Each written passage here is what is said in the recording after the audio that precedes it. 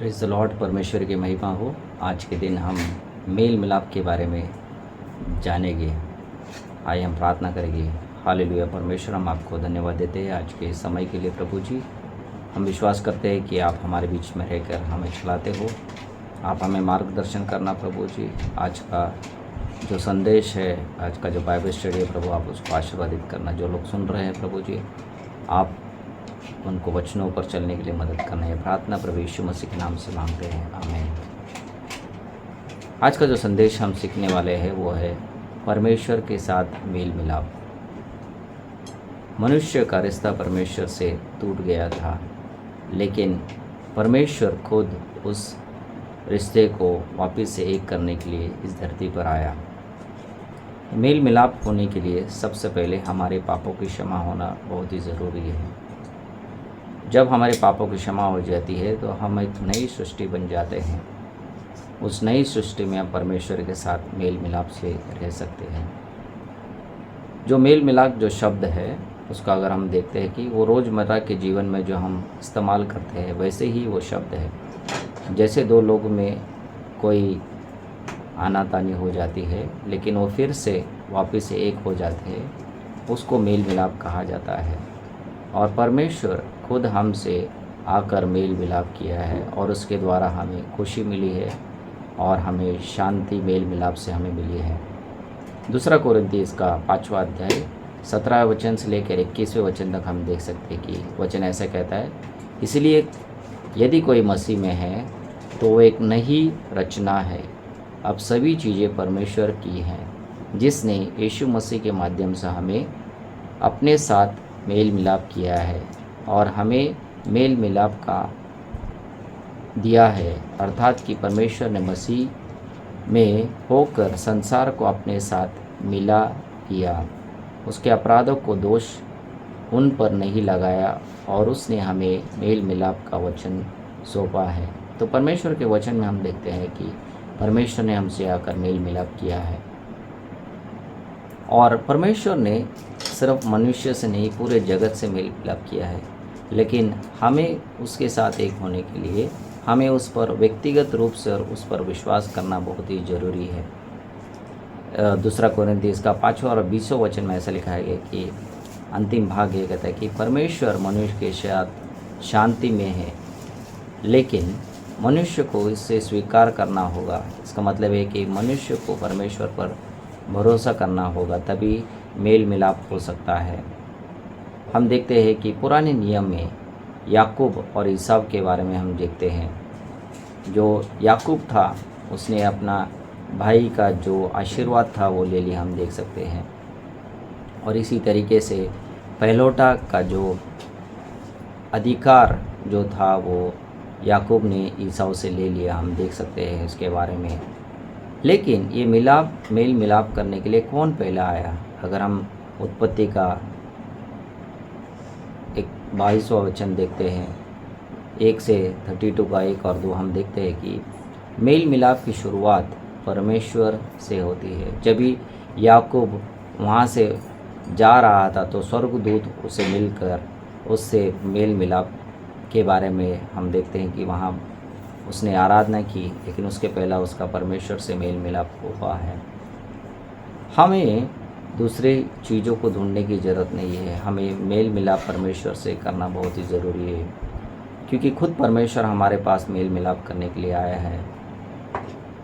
और हम मेल मिलाप परमेश्वर से करने के पहले हमें लोगों से भी मेल मिलाप करना की बहुत ही ज़रूरी है, क्योंकि यीशु मसीह ने खुद कहा मत्ती इसका 5 और उसका 23 और 24वें वचन में कि परमेश्वर का वचन कहता है, ये अगर आप कोई तोहफ़ा लेके आना चाहते हो तो आपको क्या करना है?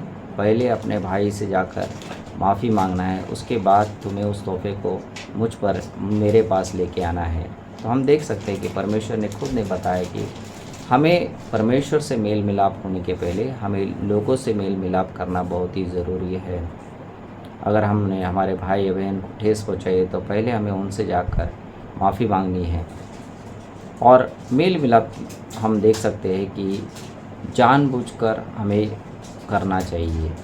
वो अपने आप से नहीं आ जाएगा। याकूब ने क्या किया हम देख सकते हैं, उसने गलत काम किया, उसने अपने भाई से पूरा आशीर्वाद उसका ले लिया, लेकिन हम देख सकते हैं कि उसने अपने भाई से माफ़ी मांगी। जब हम देखते हैं कि उसने क्या किया है कि वो जो टूटा हुआ जो संबंध था उसको उसने एक कर दिया है।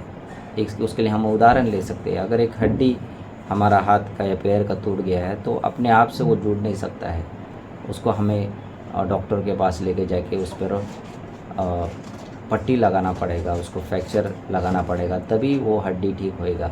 अगर हम सोचें कि वो अपने आप ठीक हो जाएगा तो वो उन्हें हो ही नहीं सकता है। इसी तरीके से याकूब खुद ईसाव के पास गया, हम देखते हैं तो वो खुद रुका नहीं ईसाव के लिए आने के लिए। उसने प्रार्थना ज़रूर की मेरे भाई को मरने से, मुझे मारने से बचाना, लेकिन उसने उससे क्या किया है हम देख सकते हैं कि उसने उससे माफ़ी मांगी है। और जो मेल मिलाप है वो प्रार्थना से जाना चाहिए, प्रार्थना के द्वारा मेल मिलाप होना चाहिए। उसी अध्याय में 9 से लेकर 12 में हम देख सकते हैं कि याकूब ने प्रार्थना किया, मैंने मेरे भाई के लिए बहुत सारे गलत किए, लेकिन मैं मेरे भाई से प्रार्थना करता हूँ कि वो मेरी जान बचा ले। तो प्रार्थना के द्वारा उसने क्या किया, अपने उस संबंध को उसने वापस से एक कर लिया। तो इस तरीके से प्रार्थना बहुत ही ज़रूरी है मेल मिलाप के लिए। तो हमारे जो टूटे हुए रिश्ते हैं हम उसको कैसे जोड़ सकते हैं, हमें लोगों के पास जाकर मेल मिलाप करना है। और मेल मिलाप कैसा हो सकता है, उसके लिए दीनता या नम्रता की बहुत ही ज़रूरत है। अगर हम देखते हैं कि इसी अध्याय में याकूब ने क्या किया, उसके भाई के सामने जाकर 7 बार वो उसको दंडवत किया, ऐसा बाइबल में लिखा है। क्योंकि अगर वो नम्र नहीं होता तो वो दंडवत नहीं करता था, वो खुद ही खड़ा रहता था और उसका अपने भाई के लिए रुका रहता था कि वह मुझसे आकर माफ़ी मांगे। याकूब 4 और उसका 6वें वचन में हम देख सकते हैं, परमेश्वर जो गर्व व्यक्ति को विरोध करता है लेकिन नम्र लोगों को वह अनुग्रह देता है। परमेश्वर के वचन में हम देखते हैं कि परमेश्वर नहीं चाहता है कि हम उस तरीके से रहे, लेकिन परमेश्वर चाहता है कि हम दीन और नम्र बने। और जब भी हम देख सकते हैं ईसाऊ भागकर अपने भाई याकूब को मिला तो हम देखते हैं कि वो एक दूसरे को गले लगाते हैं और वो एक दूसरे के पापों को क्षमा कर देते हैं। इसी तरीके से परमेश्वर ने भी, हम जब परमेश्वर के पास आए या परमेश्वर खुद हमारे पास पहले आया तो उन्होंने हमारे सब पापों को माफ़ कर दिया है, हमारे जो भी तकलीफ़ों को हमसे निकाल दिया है। और मेल मिलाप कैसा हुआ है कि वह क्षमा के द्वारा हुआ है। याकूब ने ईसाऊ से क्षमा मांगा और उसने बोला कि मेरे भाई मुझे तुम क्षमा कर दो, और परमेश्वर हम देख सकते हैं कि ईसाऊ ने उसे क्षमा कर दिया। इसी तरीके से हम जब परमेश्वर के पास जाकर क्षमा मांगते हैं तो परमेश्वर क्या करता है, हमें क्षमा कर देता है।